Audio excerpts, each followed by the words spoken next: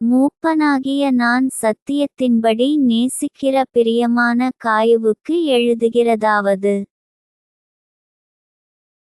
பிரியமானவனே, உன் ஆத்துமா வாழ்கிறது போல நீ எல்லாவற்றிலும் வாழ்ந்து சுகமாயிருக்கும்படி வேண்டுகிறேன். சகோதரர் வந்து நீ சத்தியத்திலே நடந்து கொள்ளுகிறாய் என்று உன்னுடைய உண்மையை குறித்து சாட்சி கொடுத்தபோது மிகவும் சந்தோஷப்பட்டேன். என் பிள்ளைகள் சத்தியத்திலே நடக்கிறார்கள் என்று நான் கேள்விப்படுகிற சந்தோஷத்திலும் அதிகமான சந்தோஷம் எனக்கு இல்லை.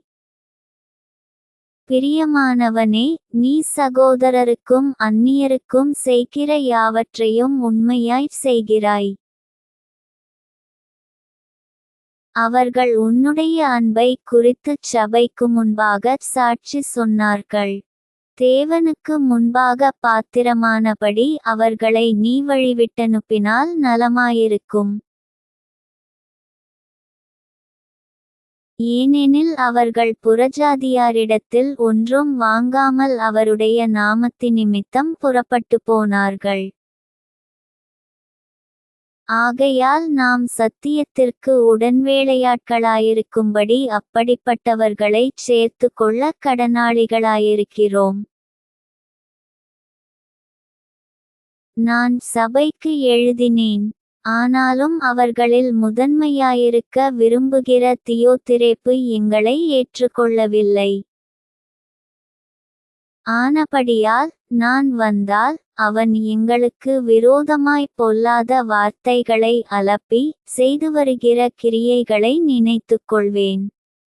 அவன் இப்படிச் செய்து வருவதும் போதாமல் தான் சகோதரரை ஏற்றுக்கொள்ளாமலிருக்கிறதுமன்றி ஏற்றுக்கொள்ள மனதாயிருக்கிறவர்களையும் தடை செய்து சபைக்கு புறம்பே தள்ளுகிறான். பிரியமானவனே, நீ தீமையானதை பின்பற்றாமல் நன்மையானதை பின்பற்று. நன்மை செய்கிறவன் தேவனால் உண்டாயிருக்கிறான், தீமை செய்கிறவன் தேவனை காணவில்லை.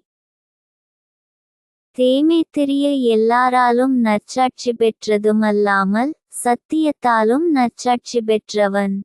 நாங்களும் சாட்சி கொடுக்கிறோம், எங்கள் சாட்சி மெய்யென்று அறிவீர்கள்.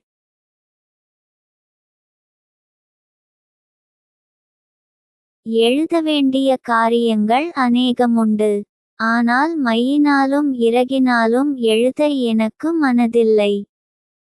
சீக்கிரமாய் உன்னை காணலாமென்று நம்பியிருக்கிறேன், அப்பொழுது முகமுகமாய் பேசிக்கொள்வோம். உனக்குச் சமாதானம் உண்டாவதாக. சிநேகிதர் உனக்கு வாழ்த்துதல் சொல்லுகிறார்கள். சிநேகிதரை பேர் பேராக வாழ்த்துவாயாக.